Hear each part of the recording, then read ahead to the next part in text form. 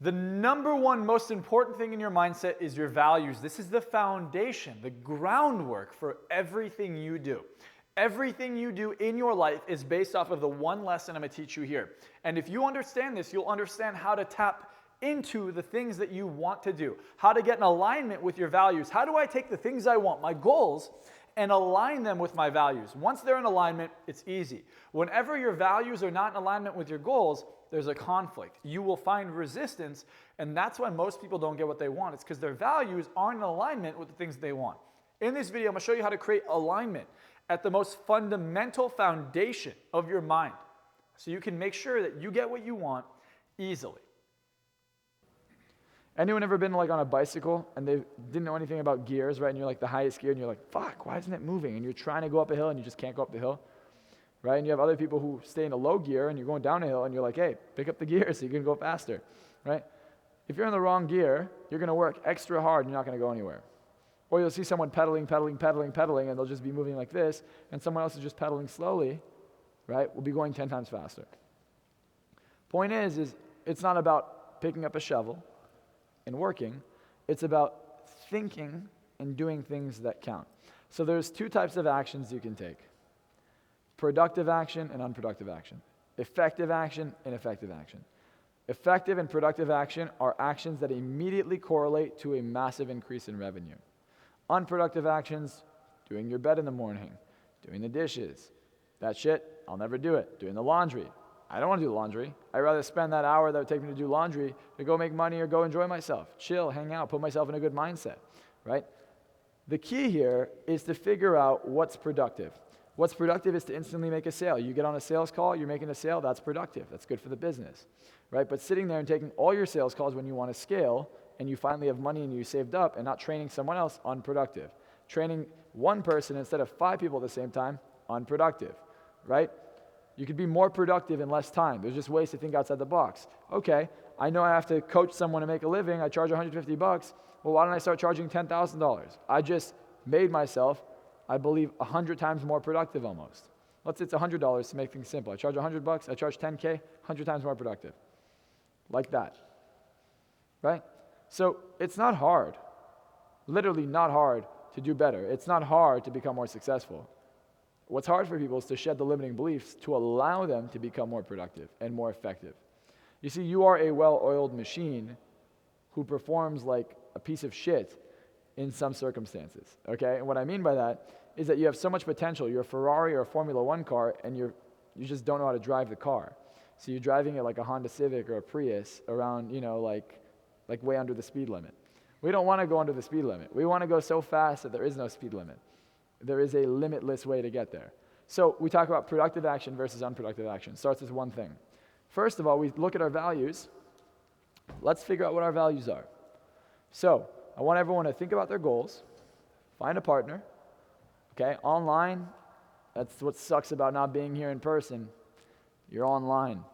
But it is what it is. You could have shown up, could have been here. You didn't, so you guys can memorize this and do it as well, because this will be very impactful for you. Identifying your values. It's harder to do it for yourself, but we're going to find a partner. You're going to ask them what their goals are. You're going to keep saying, hey, what are your values? Damn, everyone's freezing balls here. I see that. Nice. So everyone can stand up so you guys aren't too cold. Try and move around, warm up, all right? Find a partner. You guys are going to ask them, what are your goals, right? What are your goals? What are those going to give you? What's that going to give you? What's that going to give you? What's that going to give you? And you guys are going to get their values, okay?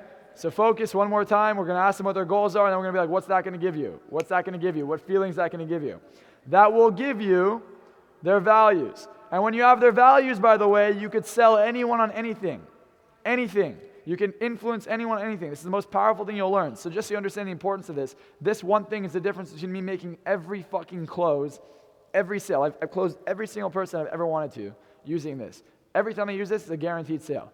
Guaranteed. The only reason they would not buy something is because they don't believe their values are going to be met with my service. And if I figure out what their values are, boom, bing, done. Easy, okay? So, learn how to elicit values from people. You'll understand them better. You'll understand yourself better. And we'll know why we're not in alignment with our goals. Fair? I'll give you guys about 2 to 3 minutes each. Those of you online, call a friend, go to piss, do something. All right? Or try it out for yourself. Okay. So look, when you have your values now, you understand yourself, right? So I understand that when I look at my values, I'm like, okay, what was I missing in my life? So when I wasn't making any money, this is what was missing for me. When I wasn't making any money, I was missing security with that outcome. I wanted it so bad I wanted it, but I had no idea how to do it. I'm like, fuck, I have no idea how I'm gonna do it. Because all my mentors said, it'll take you years to start your business. You can't charge more than $150 at your peak. And over time, hopefully people want to come see you. The problem was, when you fix people's issues in one session, and you only charge $150, and you don't really get that many people coming to you, it's like, well, how the fuck am I going to do this, right? How am I going to get, that's not a good business model. So I had to change who I was looking up to. I had to change my mentorship. And what gave me more security was when I ran into a room, I went to a seminar called Landmark, which is an okay seminar, right? Not a bad seminar. I like it. A lot to learn from them, not just in the content, but in how they run the event, what they say in the event, how they are in the event, right? And this was my first ever seminar. It was the first thing I ever invested in. It was $600. I didn't have $600, so actually one of my mentors, who's a PhD psychologist and a clinical hypnotherapist, first person ever hypnotized me, actually bought a ticket for me. And I went to the seminar, and all of a sudden things became very real. Because what most people looked at is just a seminar. And I looked at the seminar, and there was very valuable lessons. There's actually a moment in that seminar that was super memorable, which I'll share with you guys in a minute. And then I'll share with you what I now know looking back at that seminar, which I didn't grasp at the time. Because there's always golden nuggets that you'll learn, and sometimes you're not at the level to take in that information because there's so much information coming in, we just don't know what to look for. And there was a moment where they said, hey, look, a lot of us are running patterns and we don't forgive our parents, or, we're in a fight with people. And, so they had this section, I'll just make a long story short, where you go out and you make up with your friends, your family, anyone you haven't talked to in a while, and they really get you thinking, like, what if they were to die today? Would you be happy if the last conversation you had with them was negative, if you fought with them? And I just called my parents, told them how much I love them, called my friends, told them how much I love them. And we come back in the room, and, everyone's having a seat, and there's one person that's just, in the middle of the room, just standing up and not sitting down. They're like, the speaker starts talking, they're they're raising their hand, they're like, later. And they won't stop, what's up? And then this person just starts crying, and the speaker's like, oh shit, something's happening. So they call this person up, and pretty much in the first break, that person called their parents, their dad, made up with their dad, haven't talked to their dad in 5 years. In the lunch break, between that time and lunch, the dad was doing some work on the roof of their house, fell off the roof, ended up dying, right? In that one thing. And they pretty much shared a message with everyone, hey, listen, if you have someone that you love, and this was everyone in the room, there was not a single dry eye in the room, everyone was crying.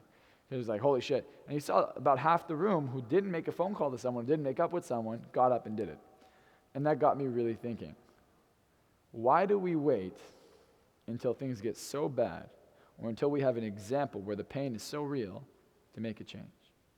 Why wait till your car's repossessed? Why wait till your credit's fucked, till you have no fucking money, till you're living in your car to make money?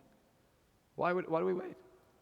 Why do we have to wait until things are so bad for things to get better? In some cases, things must go down, right, for it to come up. When you make an investment, for example, most of you here are coming to something of mine, right? Most of you have spent several $1,000s with me. I would say about 80% of you here have spent money with me or with Eli, maybe even 90% of you online, right? So you guys have all spent several $1,000s. But you understand that when you make that investment, like I made here, there's a lot of things that change for me. So what changed for me in the seminar, this is the biggest thing, is I was sitting in a room of 100 people, 150 people, $600 seminar, and I realized tickets are about $100,000. Now let's say with marketing and everything, it costs them $100,000 to get that much money. Let's just say. It's not true, but let's just say that's the case. Well, then what they did is they had a graduation. A graduation. Bring your friends, your family, your mom, your dad, everyone, right? So you bring everyone to graduation, and what was once a 150-person seminar room has now grown into a 500 to 600-person seminar room. And all of a sudden, they're enrolling everyone who was in the last seminar into the next seminar, and they're enrolling everyone who came for graduation into the first seminar. And now they got 3 seminars full from one seminar. And they end up making $400,000 or $500,000 in an evening. And I said, it's not $150 a session anymore. And that's when my mindset changed, because I saw it. And then I asked myself, well, what if I don't see it? What if I just assume it? What if I just assume that I can make more money? I have no idea how, I just assume it. So I started to just imagine myself making more. So I go balls to the wall. Last year, beginning of COVID, most I ever made in my life was $25,000 in January. Most people will not be open with the money they make. I don't give a shit. I wish I knew what other people made when they were my age so I can reference it. I'm transparent so everyone knows what's possible. Most I ever made last year, January, was $23,000. February was $25,000. Most I ever made in my life. Okay? $25,000 a month. Now some of you might be like, it's a lot of money. It's not a lot of money. But at the time, I was like, damn. And I wake up one morning and I just say, you know what? I want that AMG GT Roadster I've been looking for, right? So I go and I start looking for one. I find one, and I come down here to Anaheim, actually, and I find one. I get in the car. The next day I'm going to Miami for a seminar. I get in the car. I test drive it. The second I started test driving the car, in my head, changed. That was it. I said, I am not leaving here without the car. Could not afford the fucking car, because I had $25,000 that I made the month, but I had spent it all. So it's not like I was keeping any of my money. It's not about how much you make, it's about how much you keep. That's really the truth about wealth. It's how much money you keep or how much money you're able to invest to then make more, to then keep it, right? So I finished the test drive, and I created a lot of rapport with the guy, right? Like a lot of rapport. And we're sitting there, and I'm like, listen, I'm 20, what was I was 21 years old at the time. I'm 21 years old, my credit's decent. I mean, it was pretty good for 21 years old, it's phenomenal, but to get a car like that, not phenomenal. I'm like, no matter what, I'll get this car, don't worry about it, I'll make it happen. And I said it with so much confidence, he let me take that car back to LA, an hour away, drive the car, was not funded, didn't have a loan or anything like that. I take the car, I park in my driveway, I get a cover on it, because I'm like, I'll be in Miami for 5 days, and I fly out to Miami the next day. He calls me the next day, and he's like, hey, what's up, Marcel, how are you, how's Miami? I said, it's great. He's like, look, so if you want to get this deal done, you got to give me $40,000 down. And I go, okay, no problem. I'll get it to you the day I'm back from Miami. Now, I'd never made more than $25,000 in a month, and I just committed to making $40,000 in a weekend, right, or a few days. Well, first day goes by, nothing. Second day, I come back from the seminar, I'm feeling fucking amazing, because in my head, I'm just I can't wait to go back home. I can't wait to drive this car, and I'm just imagining the car. It's my car. I feel the car. I'm like, this is my car. I've been imagining this car since I'm in high school. I literally have pictures of the car, renders of the car, before it was even a convertible, okay, before it even came out, back when I was in high school. So now I'm driving the car I wanted that wasn't even out yet when I had it, right? I literally have pictures to prove that. And I'm just like, oh yeah, that's mine. So I finish the seminar. I come back into the hotel lobby, and there's two people in the lobby. It's a much smaller hotel than this in Miami, right? They're speaking Spanish. Sorry, one person in the lobby, besides the person who's working there. So one guy speaking Spanish, person working at the front desk, and the guy was sitting on FaceTime with the most famous director in Mexico, at least for a soap opera. And the guy had just gotten a divorce, and he's crying to this guy on FaceTime. And I'm like, hey, give me the phone. So I grab the phone out of the guy's hand, I start laughing. I'm like, hey, what's up? He's like, hey, listen, I'm dealing with this. I'm like, hey, I got it, don't worry. And I take his phone out of his hand, he's like, and I'm like, hey. And I start talking to this guy, and the guy's talking to me for 10, 15, 20 minutes. And by the end of the call, he's like, hey, man, I want to work with you. How do I work with you? And I said, I charge a lot for one-on-one. He's like, yeah, no problem. I said, at the time, $20K. And he goes, okay, no problem. Literally took his card info right there, charged him the same hour, same night. So now I'm halfway to this down payment, and my brain goes, oh shit, I just made more in one interaction than I almost made in the whole month. Holy shit, paradigm shift. I hope you enjoyed that video. Make sure you're subscribed to my YouTube channel. And if you want to talk to someone from my team, I'm having a seminar coming up in January. It's going to be completely life-changing. It's called Limitless Wealth.